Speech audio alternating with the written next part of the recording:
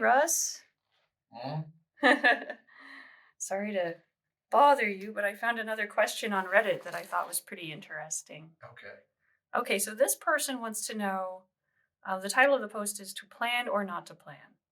And this person says, when fencing, do you go all in with a plan of action? I've been told that it's important to have a plan, but I've been finding this advice rather difficult to implement. Every time I go in with a plan, the moment things do not go according to plan, I freeze up trying to think of what to do next. Obviously, they say, this is a skill issue. I've found when I disengage my brain, I perform better in fights. I can just react to my opponent's movement, etc., etc. So, is this something that I could use through my fencing career, or is it more like I'm finding success now but will be outpaced by those that can execute on their plans?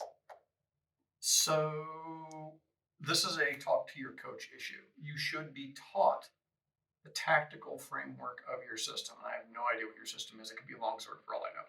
It could be sickles for all I know. Every system has a strategy. So usually we guard on the outside line. We provoke with an attack to the inside line that the opponent has to address. What do I mean by provoke? We do something that forces them out of their guard position and off their plan. Now, if it's a stale thing, but everybody knows the game, then it starts to feel very perfunctory. But in getting them to do something, we hand them victory conditions. So they take the victory, and then we shut that down and make them cry and or go, ooh, good one. So for example, one of my go-tos for years has been cut to the inside line, cut one, or sided, either way. Bang! They parry it in fourth. Ta-da! The back of my mask is wide open. Yay! But they turned their body really hard in order to block that cut because I made it really threatening looking. So I go, noink, and cut them with a false edge. Or they come with the mask and I do a swung parry up to parry one and then come back in. Sometimes flying backwards if it's single stick. You can do that when you're sighted. So you have a plan of attack. If they're not paying attention, or you can catch them with their pants down, your plan of attack will succeed. But part of your plan is, what are you going to do to make them think they're winning? So assuming your powerful, committed, direct attack fails, what's plan B? Well, it's not plan B. It's plan 1.5, go look down the bullet list. I go bang, I provoke on that inside line. Do they parry in first? Great, I smack them on the forearm. Do they parry in fourth? Great, I cut false edge into the wrist. Do they parry in fourth a different way that makes false edge into the wrist difficult? Great, I turn the saber and stab them in the chest. Just a quickie example. Now, your system will tell you what the appropriate set of responses and attacks are. For example, if I'm playing something more French, I'm using cuts to set up thrusts, and I'm using thrusts to set up cuts. And my entire game plan may be get them to move out of position a little bit so I can stab them in the hand or the wrist. Just playing that will take you miles and miles down the road. So what you're doing will determine what it is you want to do. Maybe you're playing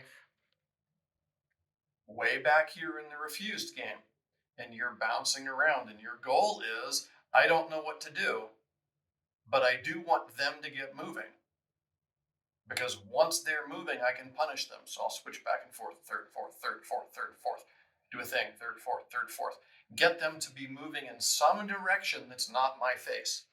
Because the minute they're moving in some direction that's not my face, I can pounce on that and hit them during the empty tempo.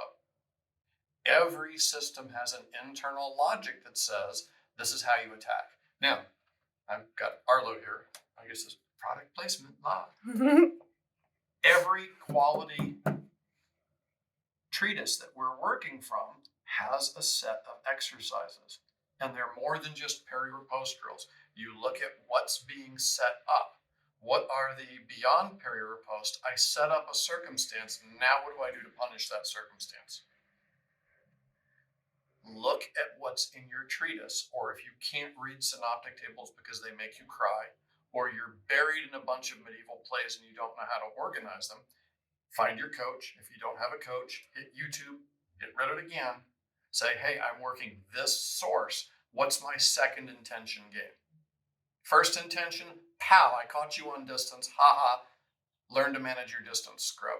But you're past that because you're already saying that once you relax, you can get rid of their stuff and hit them just fine.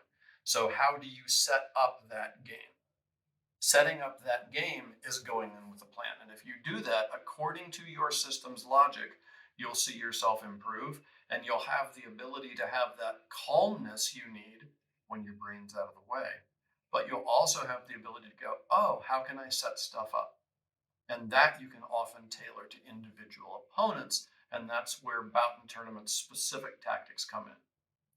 I'm not a big tourney guy because half my students are artists, and the Grug Fests are not a viable career plan for those folks. One oops and they're out of work for 6 to 8 weeks. It doesn't work. But I've coached people, I've cornered for people. When you know you have strong competition and they tend to fence a certain system, you can get together with your coach and say, what does their system do? So for if my local Rada aliens are playing against our system, what they want to do is get us to overcommit to one side so they can coupe and hit to the other side while staying at long range, or sucker us slightly out of position so they can drive in with a thrust in second from another zip code while people are asleep thinking they're safely out of range. If I'm fighting those guys, I know I want to set up right on their front knee, and I want to give them something where they're like, oh, yay, they're winning. And then I take them in a swung parry to second, and now they're lunged. And now they either fight me in the lunge while I'm not in the lunge and have their flank, or they have to recover and give me an empty tempo. Those are just two examples. Every single system has a framework like this. And the more you start understanding how systems work, the more you understand how they all have tactical theories. You can start very abstractly with the 5 stages tactical wheel for modern Olympic fencing. It's great for modern Olympic fencing. It's even better if you can understand what they're talking about and apply it to your specific historical system as well. Does that make sense, Kat? That totally makes sense. Okay, cool. So thanks, guy on Reddit who doesn't even know I exist. Thanks, Russ. Bye. Bye. We've got more videos and content coming, so if you liked what you saw and it was useful for you, please stab the like button, /subscribe, and punch the little bell icon so that you're notified immediately when new content comes available. Thanks, and go do the thing.